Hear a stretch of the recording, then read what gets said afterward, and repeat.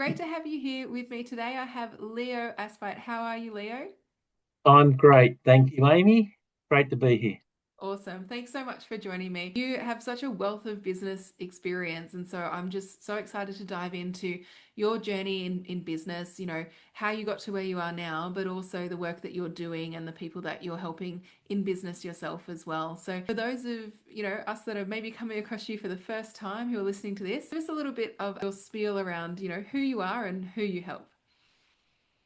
I'm Leo Aspot. I live on the central coast of New South Wales. I work with business owners. We run peer advisory boards. So we work with established business owners, Mhm. usually in that $1 million turnover and above space. We work with the owners and their leadership teams to help improve their business and in a way that changes their lives. And how we do that is with our peer advisory boards, Mhm. where we put non-competing businesses around a table and then we just work through their challenges Yeah, and brilliant. opportunities. Yeah.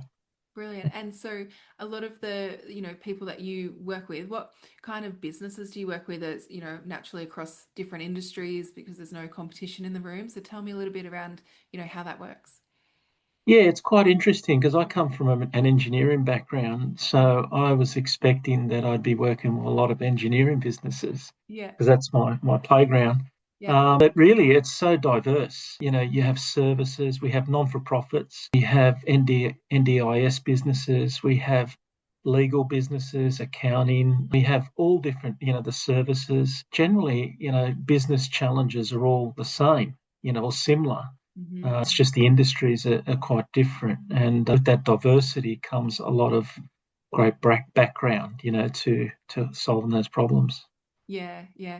I used to work in the peer advisory space myself in the HR executive recruitment world, so I understand, the model really well and naturally, having a space to have those conversations because I think as you're growing a business and as you're scaling a business, particularly when you're in that sort of 1 million plus, but you're not sort of a Microsoft or a huge big Yeah, company, there's only a certain amount of people that really get it and really understand some of the challenges that you're going through and naturally you don't want to talk to your team about that. You need a confidential space where you can kind of vent and understand what's going on. So yeah, I love that you're not just with the engineering firms that you thought you were, you're with a whole bunch of different business owners to support them, and I think yeah. that's great.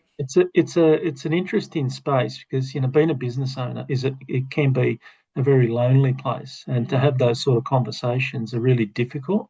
Yeah. I know when I've run my engineering businesses, it was a lonely place. There was no one really to share that business type discussion around, and so these environments are really healthy, and it's just a great place for people to talk business. Yeah. Yeah. So yeah, I really like that part of what we do. Yeah, fantastic. And tell me a little bit around like your business journey in the engineering space and what sort of led you to want to take on more of the, coaching, mentoring, training role, call it whatever you wish, sounding board, whatever you like. Yeah. But yeah, how did you get started in going from, okay, I'm the operator, I'm the business owner to now, doing the work that you do to support others in business? Great question. Very long journey, but I'll try to keep it short. Lots of different background, lots of experiences. So I've had like a sole trader business where I was selling my engineering services. Hmm. I've worked in corporates where I've got the senior executive teams, and running engineering teams across five continents, working for multinationals, did a lot of mentoring with young engineers, and then when we re-entered the business space in 2016, Yeah. in New Zealand, I was living in New Zealand and bought into an existing business and in that space, sort of developed a lot of the skills around business ownership. But Mhm. while I was serving customers, I started to really enjoy helping them solve their other problems. They'd come to you for everything. Yeah. And I was quite attracted to that. And then during COVID, I did some formal training around business coaching. That was a passion of mine. And then I thought, well, that's going to be my next part of my career, my next Mm-hmm. journey. So I did an exit plan of my business that I had for 6 years. Hmm. And in 2014, I moved into this type of business with the peer advisory boards. So it Yeah. was all planned and it was all worked towards. Mm. I had to exit the other business. I had to learn a lot of different strategies and experiences that maybe, a lot of people haven't done. And I can Mhm. share that, with the people that I work with.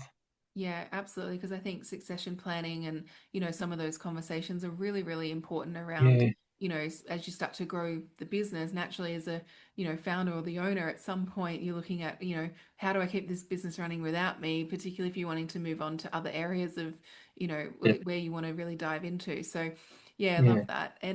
And how was that transition for you going from, okay, I've, had these, bigger brands behind me at stages in your career, and then forming your own business and kind of being in the day to day, knowing exactly what goes on there, to then kind of stepping out into the world of being a business coach and actually sort of leaning on your expertise to then help others. What was that like for you? Yeah, so, exiting the other business was in Melbourne. I was on the Central Coast, so that was a challenge in itself. So I knew that I'll be exiting within 5 years, and it Yeah. was 6 years, Yep. came out. And in this journey, it's an absolute joy Mm. because I don't catch the 60 flights a year. So that That's was a a good bonus. that's a tick. Get Um, some time back the there. Yeah, and to be honest, that it's just the passion of trying to help businesses within our region. Mm. And I get a lot of joy, real lot of joy, just helping businesses succeed, Mm. overcome their challenges. Yeah. So for me, this has been really easy. This is just pure passion now, Yeah. and it's a joy. I get up every day and I help lots of different people. They trust me with their businesses. Yep. That's a huge thing. I feel like it's a Mm-hmm. real honor to be able to work with these type of businesses, Mm-hmm. knowing that they're open and they're willing, and so I just love what I'm doing now. Like, Yeah. there's been a lot of joy, Yeah. and just seeing people achieve their goals or their Mm-hmm. full potential, right? Hmm. Yeah. No, I Yeah, think it's great. And I've loved, being on that journey with you as you're starting to find these right business owners to, really bring into the fold and support. Because I know when you initially reached out, that was one of the things that you were looking at, is going, okay, I know I can really help people, but I've got to find the right kinds of people. So tell me about, as you started to go out on your own. I know you've got the support from the Alternative Board as well yeah, and the yeah. models that they use. So tell me a little bit around like how you went about, growing the group, finding those right people and business owners, particularly for you and your groups that you were building. Yeah, so when I first started, I've got a fair bit of experience Mm. in startups and in just business in general. But Yeah. I have to say, it was like drinking from a fire hydrant when I first started. There was a lot of things going on. Mm. I didn't have the ideal launch that I wanted because I had to have some medical time off, Yep. for a couple operations. Yep. So it was, I was a bit behind the eight ball, but Mhm. once this year started, I really kicked into gear, focused on that I have multiple ways of reaching out to the audience, and Mhm. I just, applied all the marketing type stuff. LinkedIn is probably my number one tool, Yeah. and where I felt comfortable, where I've got a large audience, and so I leaned on that a little bit, Mhm. and then just started to really explore. I didn't try to know everything. I just tried to be a bit of a sponge. The advice I got was, for the first year, just follow the systems and processes. Mhm. And then, after a year, you'll work out, what you really want to do, and then you can tweak. Mhm. And I pretty much stayed in my lane. And with that recipe has come a bit of success. So Mhm. I'm grateful for that. Yeah. And as I learn my craft Mhm. more and more, I'll refine along the way. Yeah. Yeah. I love that. And you mentioned LinkedIn there. You had Yeah. a bit of an audience, but it wasn't really kind of producing the results you wanted, like when you first reached out to me. So tell me a little bit around that journey. What are some of the things that you've done a little bit differently that has, obviously like Yeah. made things a success for you? Yeah, good point. I had a large network, lots, but it was a global network, Yep. and I'm working locally. Yep. And so even though I lived for 30 years on the Central Coast, I haven't worked here. Mm. Most of that's been in everywhere else. So my audience wasn't really local. So I had to sort of pivot into building that audience. I had to pivot in to, and this is, Amy, if you remember, when I first came on board, my profile read like a CV, Yeah. and the Align Tribe and this process has really helped me define my ideal customers, Mhm. and then start to present myself properly to those ideal customers.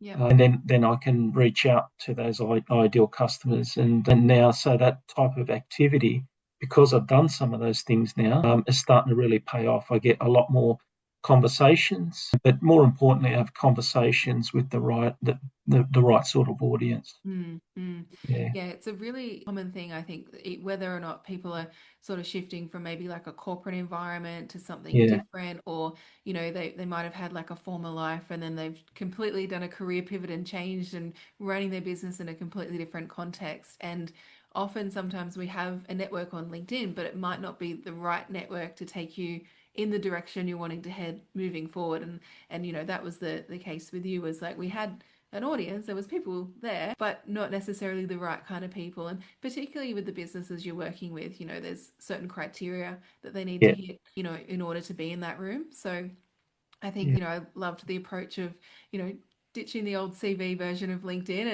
and really sort of repositioning things moving forward. I think has worked wonders for you.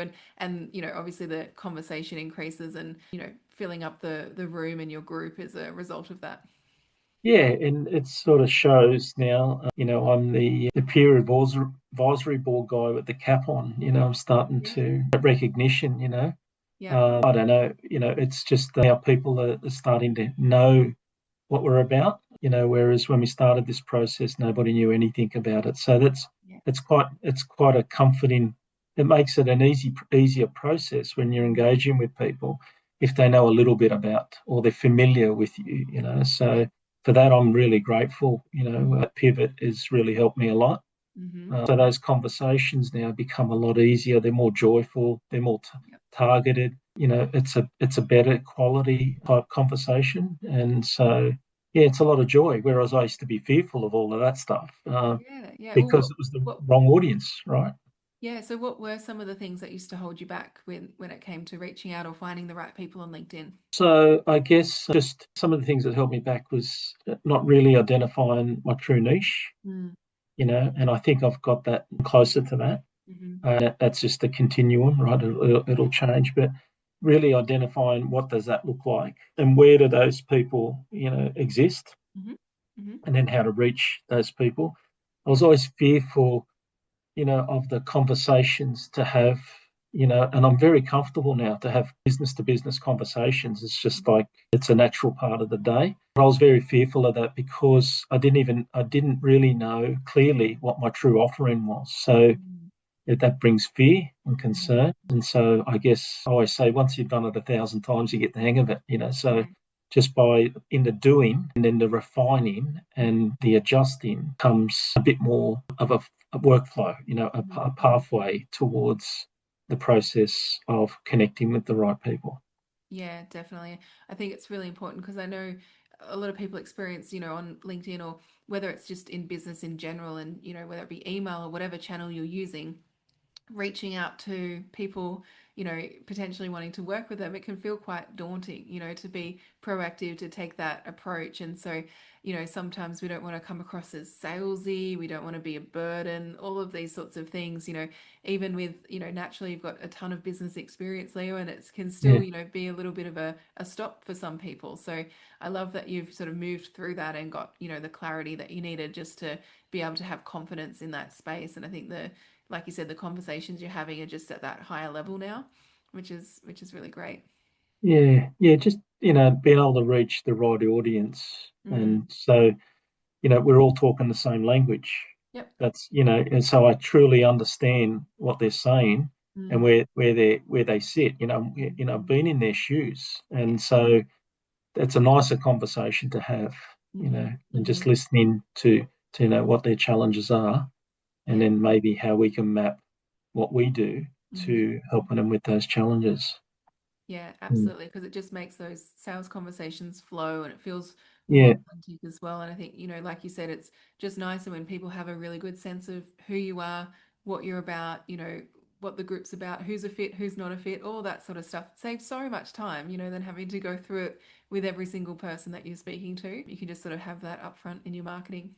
yeah. I spend a bit more time these days in qualifying, Mm-hmm, mm-hmm. doing it properly. Yeah, So we end up, unless there's a really good fit both ways, Mm, we don't go forward because of the value that you can bring. hmm So I spend a bit more time in those conversations just to make sure that there's some clarity about a fit, whether they fit the niche that we can bring the best out in, mm, whether they're a person that can work with others if they're going to be on a peer board, and whether, they want to solve the business problems in their business, and are they willing to do the work, yes. and if they start to fit into those profiles, it becomes a lot easier Hmm to move people forward, Yeah. but if you can't get any of those across the line, then there's a concern about where the value is going to be. hmm You know, yeah, Definitely. And I think it puts you in the position of being able to pick and choose the right clients as well. I that, think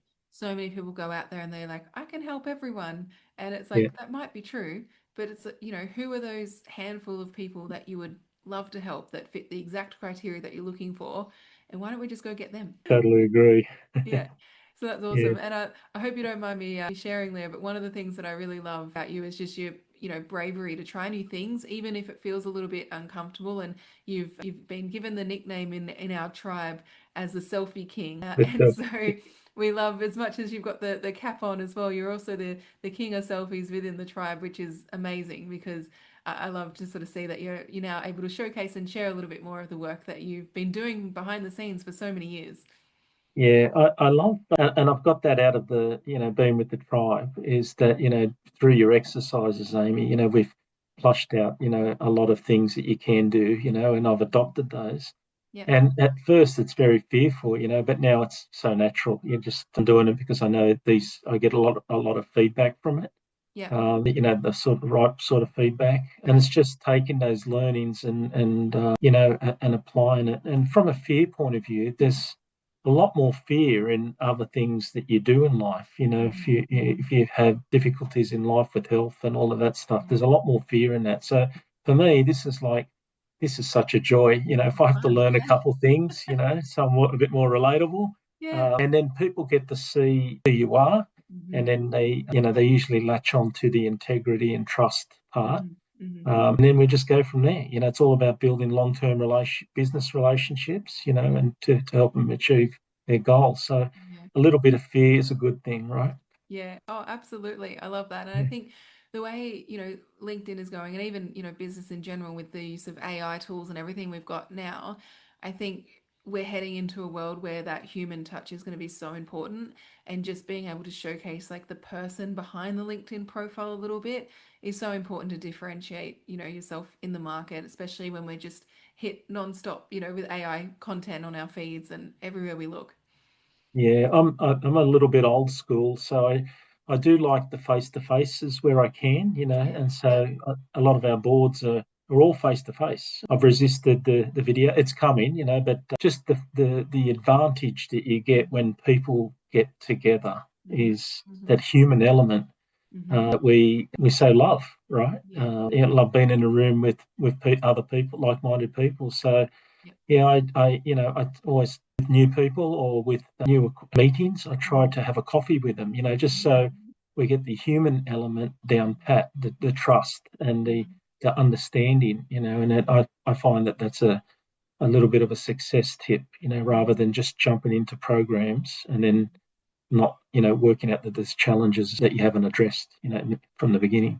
Yeah, for sure. Yeah, And I think the advantage is that the people that you're attracting are local as well. So if you, yeah, meet for a quick coffee, they're not going to attend the meeting. So exactly, so it exactly. all has to align in that sense as well. So Yeah, that's great. yeah, yeah. So So yeah, yeah. so tell us a little bit about like if you can sort of look back and think around start of your business journey of getting this board together and now having your group complete and starting some other groups as well and using LinkedIn to do that, what are maybe one or two things that really kind of stand out from you for either a strategy that you've adopted from us or just a change of thinking or a change of belief that might support someone else that's listening to this if maybe they're in the beginning and they're feeling a little bit fearful about putting themselves out there and growing their network? Yeah, it's an excellent question. I'm a real simple creature, so if you give me one chunky thing to focus on, then I do really well, And Yeah. so, in February, I went to a national conference in Perth and I saw the evidence of success of, what these boards do and met a lot of different people. And I was really, I thought, well, I'm going to do this. So I came back with one goal and, I just focused on that one goal and I started my first board in March and very quickly put a board together, which usually takes a bit of time, but I just focused on one thing. Mm-hmm. And so if I can give any encouragement to anyone else that's listening to this, is just pick something and just focus on it. And so what does that mean? I needed to get a board, which means I needed to get members. Mm-hmm. I needed to get a venue, Mm-hmm. and I just started to build everything I did on a daily basis around that one goal. Yeah.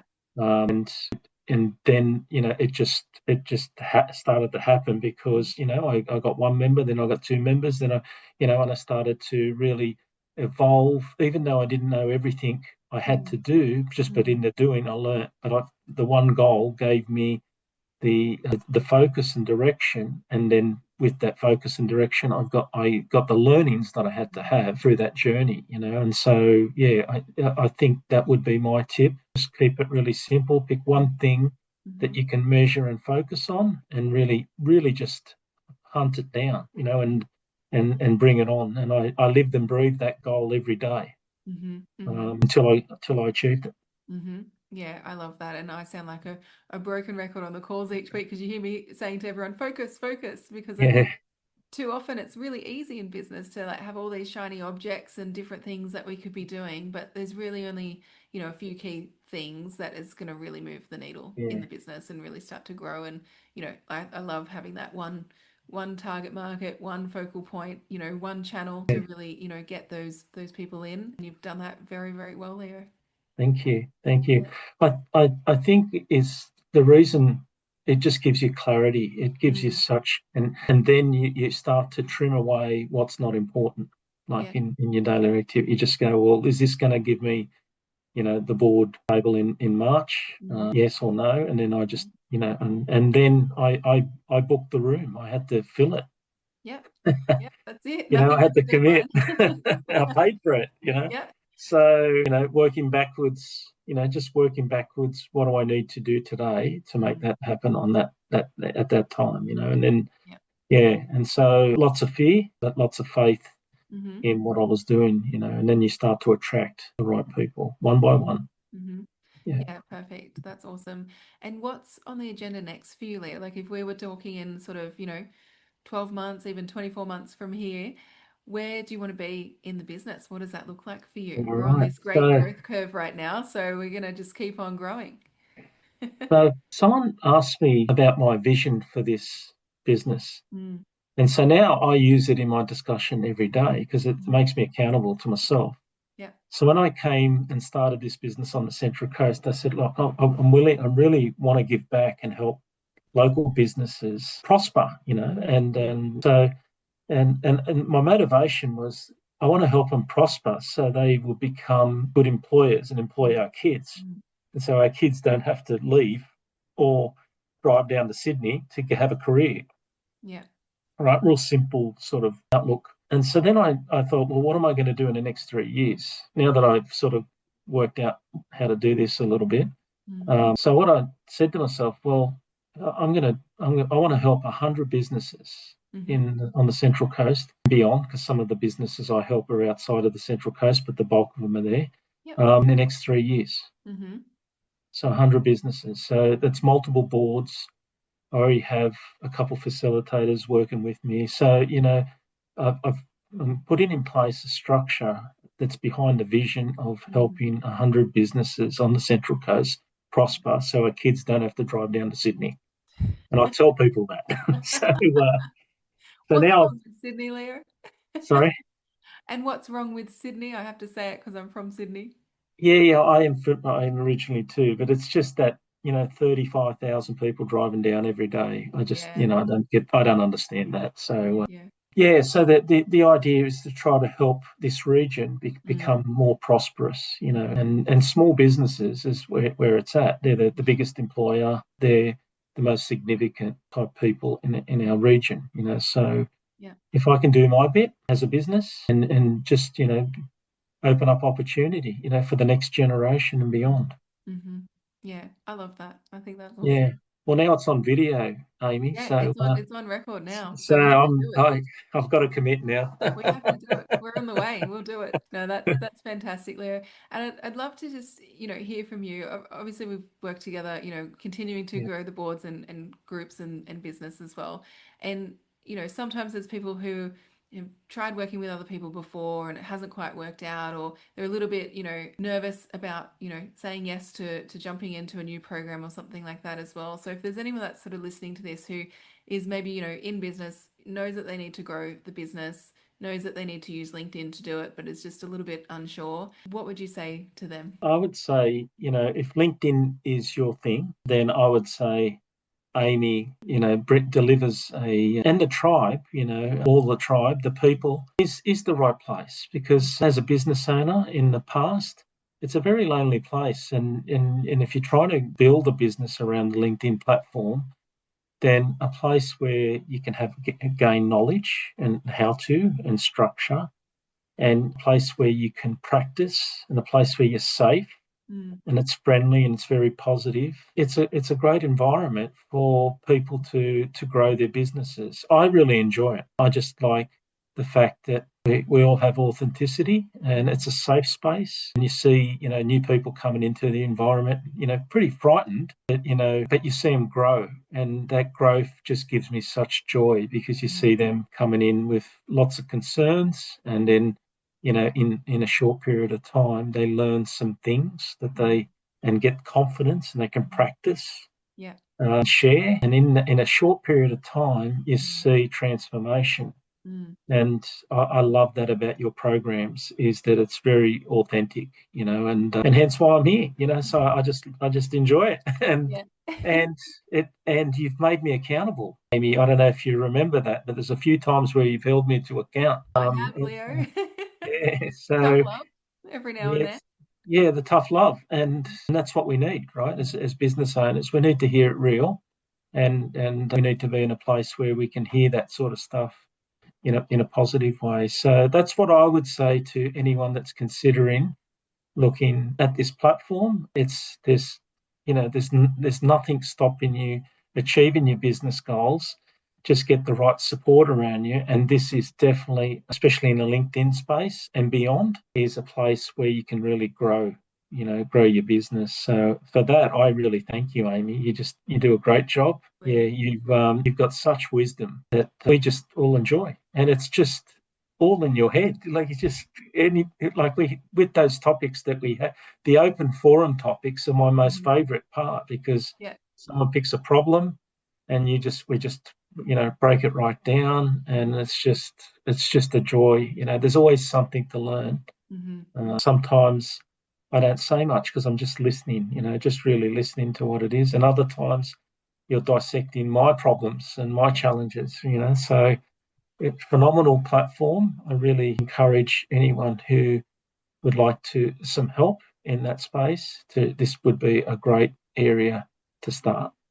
Yeah. Well, thanks so much for your kind words, Leo. I really appreciate it. And right back at you. We Yeah, love having you a part of the group. And, I'm very picky about the people that I let into the room, as you are in your group. yeah, And I think it's really important because, it does create that culture and that environment, which does, foster people's growth. So, yeah, appreciate that. And we're on our way to those 100 business owners, and we're going to get there. It's on record. So, it has to be yeah. done. I'm a fifth of the way. I I've still know. got a long way to go. I So know, but coming from zero, we're well on the way, which is great. yeah, yeah, yeah. Just one bite at a time, right? So Exactly, yeah, exactly. I'm just looking forward to that. Such joy, Yeah. such joy in what we do. I feel like it's a privilege, when we're helping people. Hmm. And yeah, we've got the opportunity to do greatness, you know. Yeah, fantastic. Yeah, Well, yeah, if there's a business owner that's, already past the seven-figure mark in their business, they're based around the Central Coast area, they're listening to you, Leo, and they're like, this is a guy I'd like to learn from, plus some other business owners around me. Where can they find you? And this is a trick question, so you have to yeah, answer. it is. So I thought about this because I knew you were going to ask me this. So the easiest way to find me is go onto my LinkedIn profile because I have everything on there. I have You can book a discovery call. You can go to my website. You can message me. Then my mobile phone's there. So it's Leo, Leo, Aspite, ITE, and I'm from the Alternative Board at Gosford. There you go. How's that? Straight onto LinkedIn. Reach out to Leo in the DMs. Have a genuine good conversation, which I know you will have with people. Leo, go meet him for a coffee and go from there. So, Leo, I really appreciate it. As I said, I've just loved seeing your journey go from, very much behind the scenes on LinkedIn with a CV to now, out there and actively bringing in new clients that are a great fit for you Yeah. and growing the business. So, it's awesome. Thanks so much for joining me. Thank you, Amy. It's been a privilege. All the best.